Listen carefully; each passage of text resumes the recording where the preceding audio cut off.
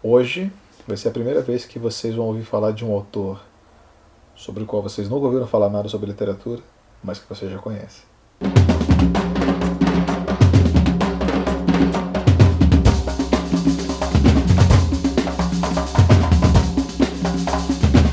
Livro de hoje, o escritor... Livro de hoje, o escritor morre à beira do rio, Lucas Lazzaretti. Lucas Lazzaretti, a nossa Fátima, aqui do Conversa com a Fátima, escreveu seu segundo romance, seu quarto livro publicado pela editora Sete Letras.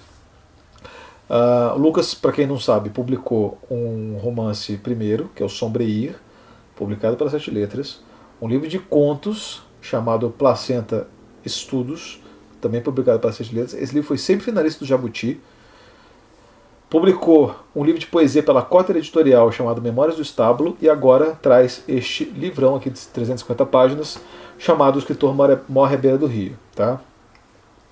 Cara, o Lucas nem está aqui hoje. Eu até pensei assim, em fazer um bate-papo com ele aqui sobre o livro, mas eu acho que isso ia enfraquecer aos olhos de vocês o quanto eu gostei desse livro, o quanto esse livro é foda. É uma realização, cara, é um acontecimento literário essa porra, sério. E aí, tipo, e até o Lucas nem tá aqui, assim, ele nem sabe que eu tô gravando essa resenha, porque eu não acho, eu não sou muito de fazer média, assim, sabe? Então, assim, cara, vocês me conhecem, vocês sabem que, tipo, a honestidade é um paradigma aqui do canal. Então, sabe que eu tô falando do livro do Lucas, e vou falar bem, porque eu vou falar bem do livro. É de coração mesmo, assim, não é porque o Lucas é meu amigo, nem de longe, sabe? Tem muito amigo que escreve livro em que eu, tipo, nem trato a literatura. Agora, a literatura do Lucas é importante e eu decidi pra mim, cara, depois que eu li esse livro, que eu não vou descansar enquanto eu não conseguir fazer as pessoas lerem esse livro, sabe? Assim, se o meu trabalho de influencer serve para alguma coisa, esse livro aqui é o livro que eu vou precisar que vocês leiam, cara. O Escritor Morre à Beira do Rio tem 2 arcos narrativos. Explicar o segundo já é um pouco meio que dá muito spoiler do livro, né? Mas eu vou explicar um pouquinho as bases do livro e vou tentar explicar alguns movimentos que o Lucas faz nele, que eu acho fenomenal. Então, o Escritor Morre à Beira do Rio tem a história de um narrador, que tem um nome que é pronunciado no começo do livro, mas que não importa tanto, que mora num condomínio afastado, rural, etc., às margens de um rio bem grande, um lago monstruoso, que é uma represa que eles fizeram para construir uma hidrelétrica. Né? É importante que se lembre que o Lucas é de Pato Branco, ali quase pertinho de Foz do Iguaçu, então talvez isso seja um pouco influência disso. O narrador em questão é um cara aposentado, já meio pacato, etc. E ele vê mudar para a casa na frente dele, que é uma casa de tijolos à vista, como ele diz, um cara que ele chama de escritor. Embora a gente não saiba se exatamente ele é um escritor ou não, porque a primeira coisa que o narrador vê ele fazendo é escrevendo no caderninho. E daí o cara resolve chamar o cara de escritor. Mas a gente não sabe se ele é escritor. E ele tem hábitos noturnos, ele, enfim, passeia durante a noite, escreve, vai para frente da casa dele, fica escrevendo ali, remoendo os pensamentos, etc. E ele fica tentando entender quem é aquela pessoa. E nesse meio tempo ele conversa com alguns personagens que também habitam ali. É um condomínio fechado, mas em volta tem uma cidadezinha com vários agricultores pequenos, roceiros, etc, etc. Um dos amigos dele é o Antenor, o velho Teno, que tem uma mulher que é a Nina, que são caseiros da casa do seu barbeiro, que é um cara lá que tem uma casa, enfim, o cara toma conta da casa. Então essa é a principal interlocução do narrador na história, mas depois ele vai construindo outras, né? Então ele constrói principalmente vínculo com outros 3 personagens. O Trindade, que é um cara que tem uma chácara pequena, que cuida ali de alguns animais e que ganha vida tirando o leite daqueles animais ali.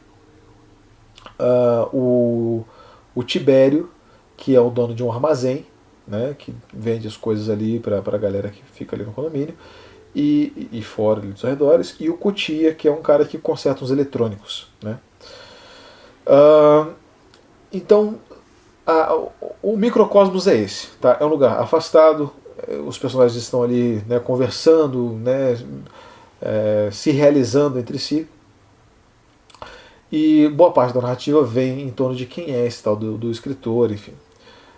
Acontecem algumas coisas de cunho um pouco violento, envolvendo uma certa elite brasileira num lugar afastado do Brasil. Corta, entra uma segunda narrativa que é uma espécie de sequência meio tarantinesca, é uma chacina, e daí ele vai contar a história de todos os personagens que estão mortos ali e ver como é que eles acabaram ali naquele lugar. Então, essa é a história. Bom, acho que é o máximo que eu posso dizer sem entregar muito para vocês sobre a história, porque essa é uma história cujo spoiler estragaria mesmo, sabe? Então, não é essa a minha intenção. Quero muito que vocês leiam o livro do Lucas. Então, acho que isso é o que eu posso te dizer para apresentar, para ambientar a narrativa para vocês. Pontos positivos desse livro. O Lucas, ele é um cara que tem um domínio muito grande da literatura, e isso vocês podem ver não só por esse livro, mas também pelos vídeos de discussão que a gente tem aqui e pelas resenhas que ele tem feito aqui para o canal. Né? Ele é um cara genial, né? Meu amigo genial. Né?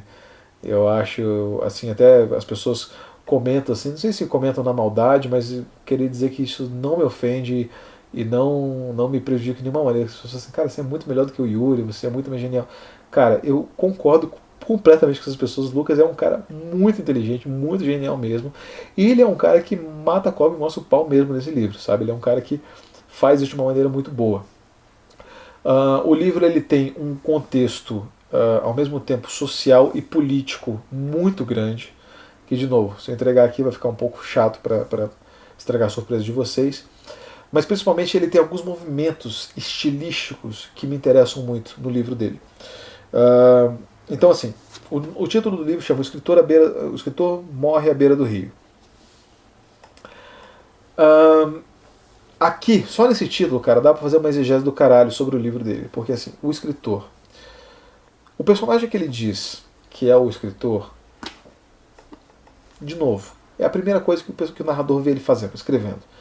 A gente não sabe se ele é escritor, mas o que a gente sabe é que todos os outros personagens do livro que são apresentados, à sua própria maneira, estão escrevendo alguma coisa, estão narrando. Né? Uma coisa é você escrever, outra coisa é você narrar.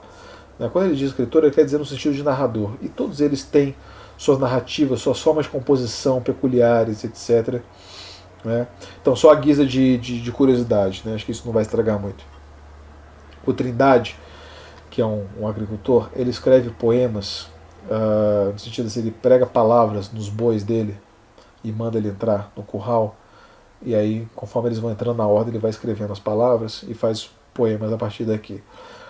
O Cotia, que é um cara que mexe com eletrônicos, ele tem uma escrita informatizada, uma escrita por meio de transistores, algoritmos e coisas do tipo.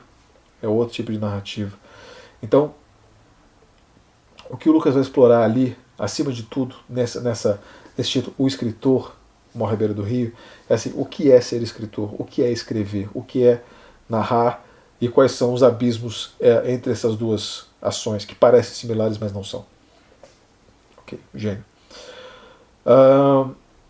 A beira do rio, então a gente sabe, está aqui no título, que no final o escritor vai morrer à beira do rio. Show. Agora, o que significa a beira do rio nesse livro do Lucas tem muito a ver com a função do escritor, a função daquilo que é narrar, daquilo que é escrever, etc. Tá? E isso tem a ver tanto com os acontecimentos, com o comentário político que ele faz, social, né? Quer dizer, qual que é o papel do escritor diante da política partidária e da política social que se desenrola no Brasil, né, durante esses períodos que são narrados aqui. Né? Então a gente sabe que um desses arcos é narrado, talvez seja atualmente, o outro narrado no final da ditadura militar. A gente tem um pouco de noção disso a partir dessa noção. Um pouco de noção disso a partir dessa noção, não. A gente tem um pouco de noção disso a partir daquilo que ele coloca como acontecimento no livro. Né? Aquilo que seja à beira do rio, a margem. O que é a margem para o escritor tem a ver com tudo isso. Tá? O Lucas, ele é um cara que faz parágrafos longuíssimos, né? Ele é um cara largamente influenciado por autores alemães, autores hispano-americanos e americanos. Então, principalmente eu sei nomear assim, das coisas que ele fala bastante. Né? Ele gosta muito de Unamuno, gosta muito de Kierkegaard, gosta muito de Thomas Bernhard, gosta muito de William Geddes. Tá? Então ele faz parágrafos longuíssimos. E a narrativa dele é uma narrativa que começa muito descritiva e se torna muito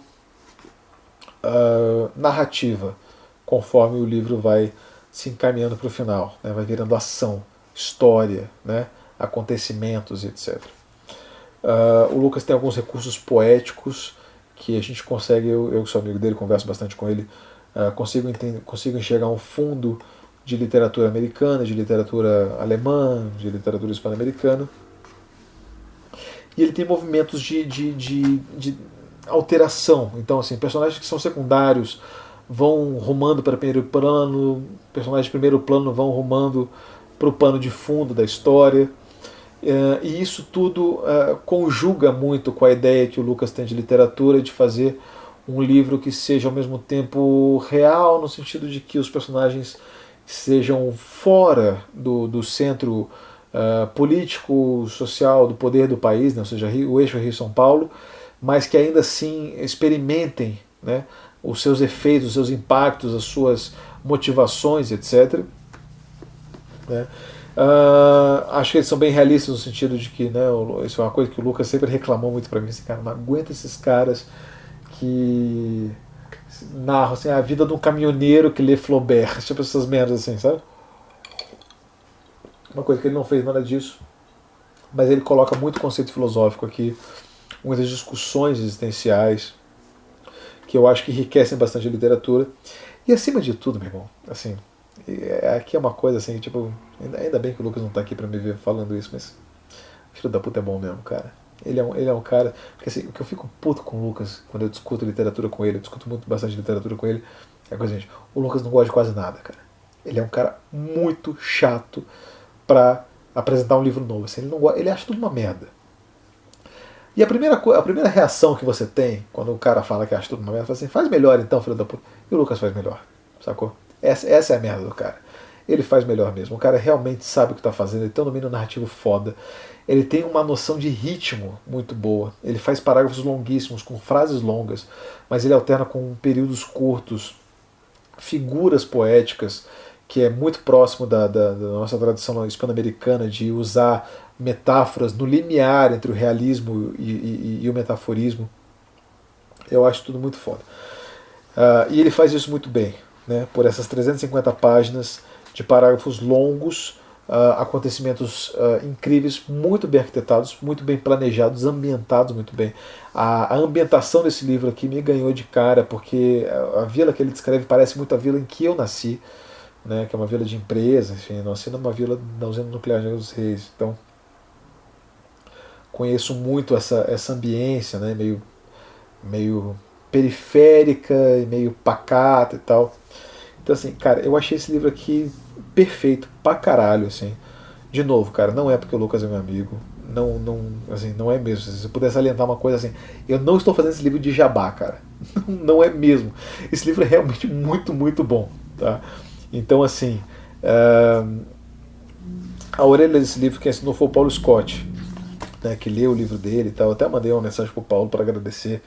E, em nome da minha amizade com o Lucas, né, conheço o Lucas há mais de 10 anos, e eu tô assim, tipo, cara, eu tenho um orgulho imenso do brother por ter escrito esse livro, porque eu acho isso aqui uma das coisas mais bem realizadas na literatura nacional, tá? Então, assim, se vocês puderem ler um livro por indicação minha esse ano, leiam esse, tá? Isso aqui realmente vale a pena. É um livro desafiador, é um livro inteligente pra caramba, é um livro muito bem pensado, muito bem acabado, e que é um livro que eu acho que, assim, se não consegue realizar todos os objetivos que ele pretendeu desse livro, consegue realizar uns 95% muito fácil. E, cara, é isso. Assim, eu não sei mais o que eu posso falar para convencer vocês a ler essa porra. O Lucas está vendendo esse livro. Então, assim, se vocês quiserem comprar o livro, comprem com ele, que aproveita que vocês ajudam ele e tal. O Lucas tem feito um trabalho fenomenal, tanto na literatura que ele está produzindo, nas traduções que ele tem feito e nas discussões literárias que a gente tem feito aqui no canal também, né? Vocês comentaram em alguns outros vídeos, né, que o Lucas enriqueceu muito o canal, e é verdade, assim, eu acho que o canal, depois que o Lucas se dispôs a fazer alguns vídeos aqui pra gente e com a gente, eu acho que assim, o Livrada tipo, subiu muito de nível mesmo. E é isso, cara, assim, acho que é o que eu posso dizer pra vocês, tá? É um livro, assim, cara, muito bem acabado, perfeito pra caramba, tá bom? Bem escrito pra dizer o mínimo. E é isso, galera. Se inscreva no canal, dá um joia, manda e-mail lá pro Lucas, tá? O e-mail do Lucas vai estar aqui na descrição do vídeo e aqui na tela também. E é isso, tá? Se inscreva no canal, dá um joia, comenta qualquer coisa. Um abraço, galera, e tchau.